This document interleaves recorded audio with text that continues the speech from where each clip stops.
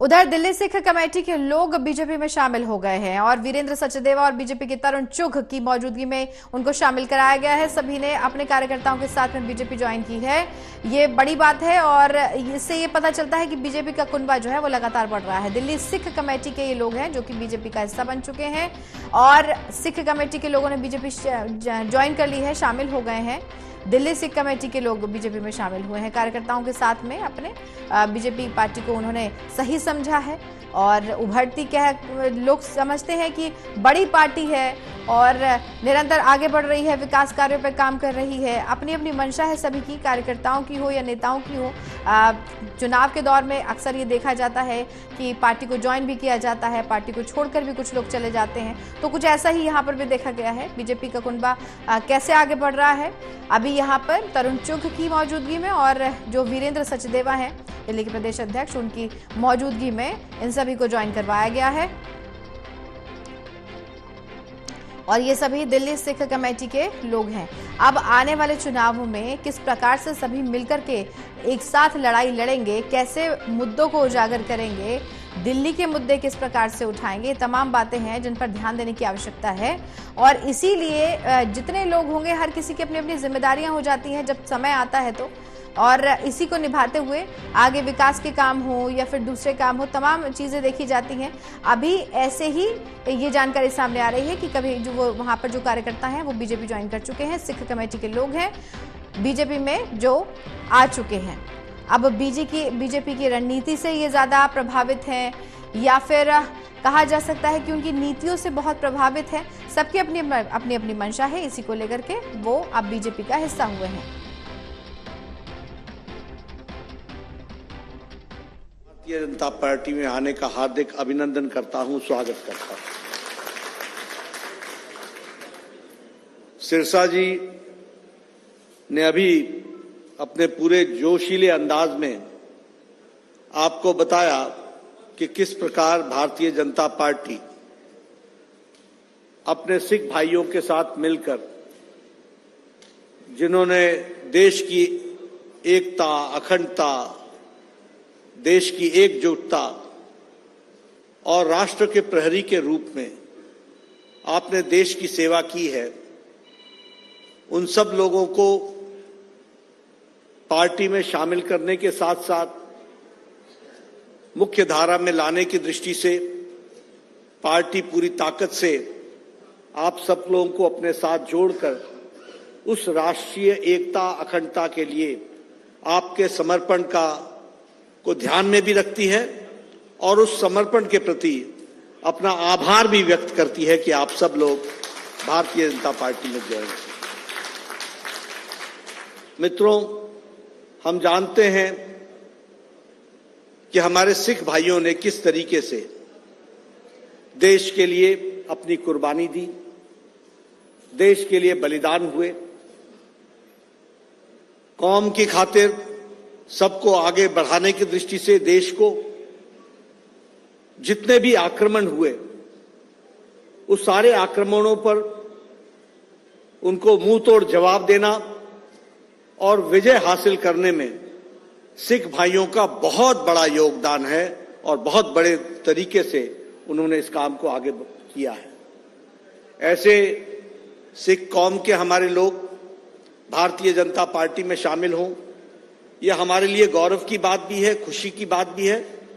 और मैं ये मानता हूं कि अकेली भारतीय जनता पार्टी है जिसके माध्यम से हम देश की एकता, अखंडता, सुरक्षा को हम आगे बढ़ा सकते हैं और उसमें बहुत बड़ा योगदान आपका है। आपके शामिल होने से हम इस काम को और तीव्र गति से आगे बढ़ा सकते हैं।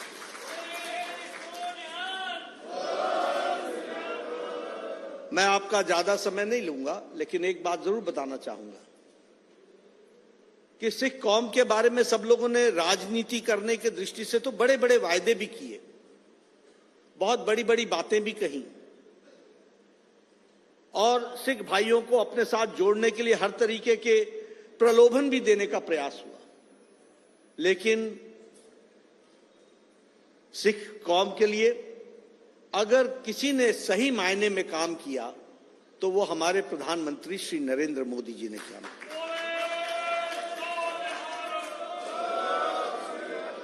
और मैं ये सिर्फ कहने के लिए नहीं कह रहा हूं, सिर्फ इसलिए नहीं कह रहा हूं क्योंकि वो हमारे पार्टी के और देश के प्रधानमंत्री हैं इसलिए बोल रहा हूं। इसको धरती पर किसी ने उतारा तो प्रधानमंत्री मोदी जी ने उतारा और उनको बहुत लगाव है। आप सब लोगों को शायद पता नहीं होगा, लंबे समय तक वो पंजाब के प्रभारी रहे। उन्होंने पंजाब का कोई ऐसा शहर नहीं है, कोई ऐसा जिला नहीं है जहां वो गए नहीं और जहां उन्होंने घूमे नहीं या उसकी जानकारी हासिल नहीं की। इसलिए उनको विशेष लगाव रहा है और इसी लगाव के दृष्टि से आप देखेंगे बहुत लंबे समय से हम कहते थे कि एफसीआरए का रजिस्ट्रेशन हो। हमारे हरमंदिर साहब को सारे दुनिया से लोग कंट्रीब्यूट करना चाहते थे और वहां पर जोड़ना चाहते थे, लेकिन वह एफसीआरए का रजिस्ट्रेशन ना होना और वह कंट्रीब्यूशन ना पहुंचना, ये एक बहुत बड़ी तकलीफ थी जिसको लंबे समय तक, मैं किसी का नाम नहीं लूंगा, लेकिन लंबे समय तक लोग प्रधानमंत्री रहे, लेकिन वह हमारे सिख कौम के लिए यह काम नहीं कर सके जो प्रधानमंत्री मोदी जी ने करके दिया। और आज दुनिया भर के लोग जो हरमंदिर साहब में कंट्रीब्यूशन करना चाहते हैं वो कर सकते हैं। इस तरीके की परिस्थिति आई। उसी तरीके से लंगर के भोजन के लिए और लंगर के लिए जीएसटी की बात आई तो उस जीएसटी के विषय में सरकार ने तय किया कि हम इसको भरेंगे, लेकिन लंगर पर कोई टैक्स नहीं लगेगा, यह भी फैसला किया गया। तो वो किया गया। करतारपुर कॉरिडोर आपके सामने है। देश 1947 में विभाजित हुआ था और यह हमारा गुरुद्वारा जिसमें हम सब लोगों की आस्था है, जिससे हम सब लोग जुड़े हैं, वहां शीश टेकना भी मुश्किल हो गया था और थोड़ा वक्फा नहीं गुजरा, 70 साल गुजर गए, कोई इस मसले को हल नहीं कर सका। लेकिन प्रधानमंत्री जी ने करतारपुर कॉरिडोर बना करके आज हम वहां जाकर के मत्था टेक सकते हैं, शीश टेक सकते हैं। ये काम किया तो प्रधानमंत्री नरेंद्र मोदी जी ने किया। 350वां गुरु पर्व का पर्व मनाना, उसको जिस तरीके से प्रमुखता के साथ प्रधानमंत्री जी ने आगे बढ़ाया वह भी हम सबके सामने है। और हम सब लोग दिल्ली में बैठे हैं, मैं भी दिल्ली में था उस समय जब सन 84 में मैंने वो घटना देखी है, किस तरीके से मानवता का गला घोटा जा रहा था और किस तरीके से इंसानियत का गला घोटा जा रहा था। और 1984 के रायट्स पर प्रधानमंत्री जी ने एसआईटी बैठाई और ये प्रधानमंत्री जी के काल में हुआ कि सन 84 के दोषी आज जेल में हैं। यह भी काम किया तो प्रधानमंत्री मोदी जी ने किया। वीर बाल दिवस मनाना यह तो किया ही किया, लेकिन जो सिख कौम का योगदान है, जो शहादत है, जो उन्होंने देश के खातिर अपने आप को कुर्बान किया, उसके बारे में देश को जानकारी वीर बाल दिवस के माध्यम से सारे देश में पहुंचाने का काम प्रधानमंत्री मोदी जी ने किया। यह भी हमको ध्यान में रखना चाहिए। इसलिए बातें बहुत हैं, चाहे वो हमारे लोगों को जिनको टेररिस्ट के नाम से लिस्ट में डाला हुआ था, ब्लैक लिस्ट में, उससे ब्लैक लिस्ट से निकालने का काम वह भी प्रधानमंत्री मोदी जी ने किया। हमारे विवाह के कार्य के मैरिज एक्ट के तहत जो परिवर्तन लाना था वह परिवर्तन भी हम प्रधानमंत्री मोदी जी के नेतृत्व में संसद में हुआ, वह भी करवा करके दिया। तो ऐसे बहुत से काम हैं जो प्रधानमंत्री जी के नेतृत्व में हुए।